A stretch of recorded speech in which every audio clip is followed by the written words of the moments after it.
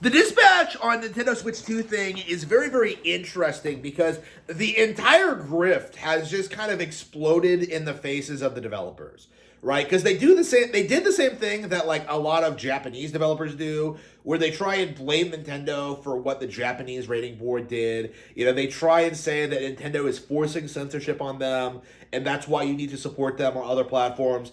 Like Dispatch tried to do the same thing. Okay, this is the first time I'm aware of where a Western developer has done what like small Japanese developers have done. You know, they tried doing this weird viral marketing campaign where they tried to claim that their game was too edgy and too hardcore for Nintendo consoles that try and promote themselves. Right? They tried doing that tactic, and unlike with Japanese developers, where you have legions of weebs coming out and like defending them and trying to push this narrative that like Nintendo's always censored games, bro. Like instead, you had people like actually doing journalism, actually looking at like what actually happened and realizing like the weird actual situation that led to this. You know, like how the ratings board demanded changes. You know how ad hoc like tried taking the situation and blaming Nintendo for it, and how they were too lazy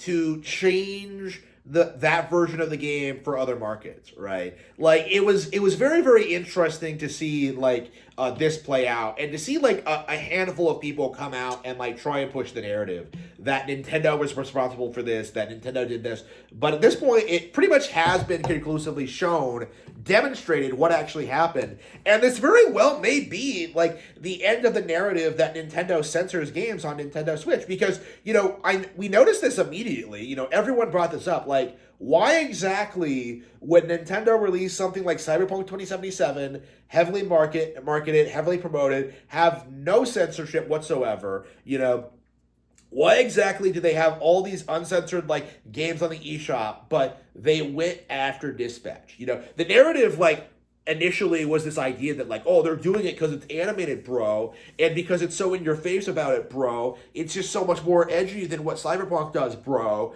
But like in actuality, it was a much more like nuanced situation than that. You know, like we actually had this situation where Dispatch did not want to raise the Japanese age rating, and so they came out and they tried to say that like, whoa, like Nintendo forced these changes on us. They forced us to censor the game, and that was immediately debunked.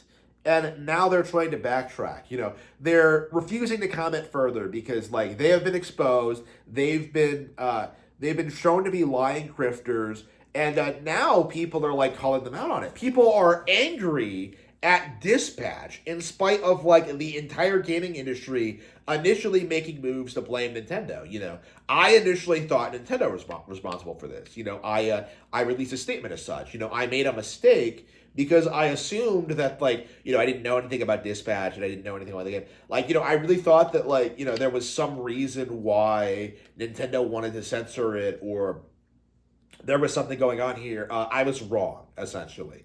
You know, a rare Harmon Smith L.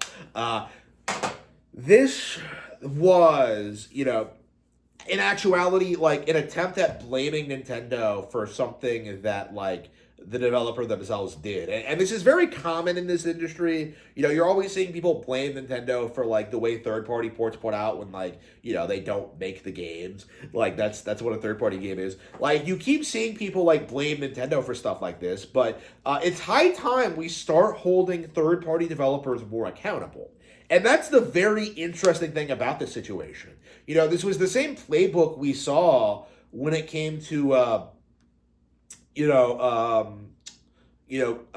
this kind of situation. You know, like we've seen dozens of times over the past couple of years where like people have accused Nintendo of censoring games or making changes or doing all these things only for it to not actually be the case. This is, I feel like, another example of that. You know, like I feel like the difference that like the thing that makes this game different is that it's becoming mainstream knowledge that like Nintendo doesn't actually censor games. And this is like one of those big industry copes that have been around since the 90s, you know? Like, you still have like Sega executives seething about like Nintendo making fun of Night Trap, you know? Like, at like, you know, government, like, ratings board meetings. Like, you have like, this is like some ingrained cultural thing. The idea that like Nintendo censors games, but in actuality, it was never actually true. So, what we're seeing now is that we have an example in which a developer came out and tried to lie. They tried to blame Nintendo for this instead of like, being candid about what actually happened and being honest about the fact that the censorship was entirely on them and because of what they did and because of the game they made and like the decisions they made when it came to publishing it. Like, this was entirely on them. And, like, gamers aren't having it anymore. We're at the point now where this kind of thing happens.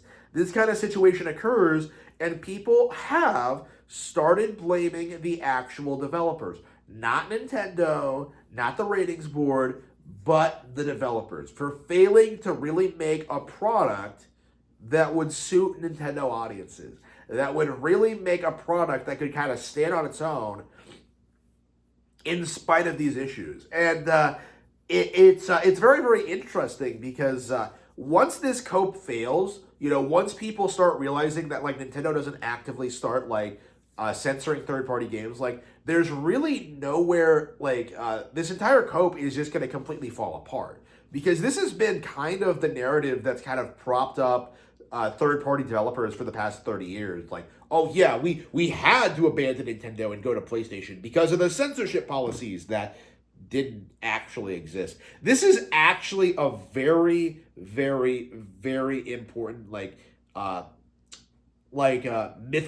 mythology for why third-party developers have to support like PlayStation, Xbox, and PC over Nintendo. Like, this is always how they've justified it. This has always been their cope. And what people are beginning to realize is that like it's never actually had any kind of basis over reality. Like, nobody actually cares about the censorship. It's always been just this giant cope to justify supporting PlayStation over Nintendo. And we're at the point now where that's starting to become very obvious because there are and always have been like major developers on Nintendo consoles that are putting out games geared towards adults. The entire narrative that like Nintendo's only for kids and that like no adults allowed, that is a narrative that's been collapsing for years, as early as the GameCube, really. But we're at that point now where it is undeniable and more people are constantly getting exposed.